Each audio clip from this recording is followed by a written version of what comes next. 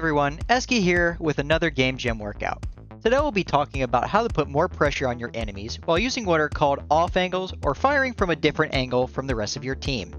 But before we get into it, let's start our warm-up. Off angling requires a lot of aiming, so being able to hit those shots while on these angles is imperative. You can spend some time in the Vaxis Scrim code, or you can go into the new practice range and use the aiming feature that they just added for about 10 minutes. Off-angling is a term used for taking an angle that's different from the rest of your team.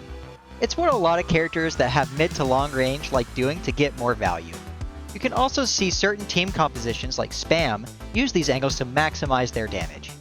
The first part of being able to off-angle is knowing when you're allowed to do so. In this example, we'll be looking at this Cassidy clip I recorded. I want you to figure out what would be a good time to off-angle given this situation. Most of the time, characters are allowed to be on an off angle when there's a gap. This means that nobody is taking the space in front of you. Although this doesn't mean sprinting into the backline for a kill, it means that if there's space available to you, you should take it. The next thing to worry about is called target selection. Once you're on this off angle, your next shots are extremely important. This is because you have the element of surprise. So in order to capitalize off this moment, picking the right target is key. Most of the time, you don't want to poke the tank unless they are extremely low or you're trying to force a push. You often want to look for a squishier target, like a healer or an out-of-position DPS. With these squishier targets, you can get easier kills as well as more value to the fight. So feel free to look for these targets, but make sure to use your range rather than running towards the target. If you can get them to look at you, and you just leave, then the rest of your team can pressure them more. Each hero can take off angles differently, but for this drill, we'll be looking at DPS heroes specifically. I think we can agree that Sombra can take different angles than what Cassidy or Ashe can take. So to make things easier to experiment with, think of these less mobile heroes as players that can only take acute angles.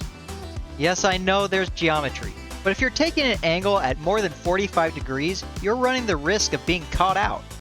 These smaller off angles provide just as much value as the large ones because it makes the other team have to deal with two different locations of fire. However, if you're a faster hero like Tracer or Sombra, you can take these obtuse angles easier just because of your movement abilities. This also includes flying characters, if you're able to find cover where you're flying. Otherwise, once you use your cooldowns, it can be really tough to survive. In order to make some opening picks and win fights, off angles are a great way at doing this. Otherwise, everybody will be running in a straight line, and whoever hits the most shots wins. It seems kind of boring to me. With these angles, we introduce the concept of pressure in different lanes, which is what we'll be talking about in the next video of mine. Being able to provide this pressure makes it easier for the main part of the team, or the core, to aggress. This is because we're distracting the other team. Today, we learned about off angles and how they're able to make more opportunities for the main part of our team. But we also talked about how it opens up our own personal playmaking potential. If you are playing quick play, make sure to experiment with these off angles to see what you feel comfortable with doing. Remember, if you're a mobile and you're more than 45 degrees away from your team, be careful, since you're more open to getting dove. We have reached the end of our workout. Remember, if you want a VOD review or just talk Overwatch, feel free to DM me in the Game Gym Discord. Once again, this has been Eski with Game Gym. I hope to see you in the next workout.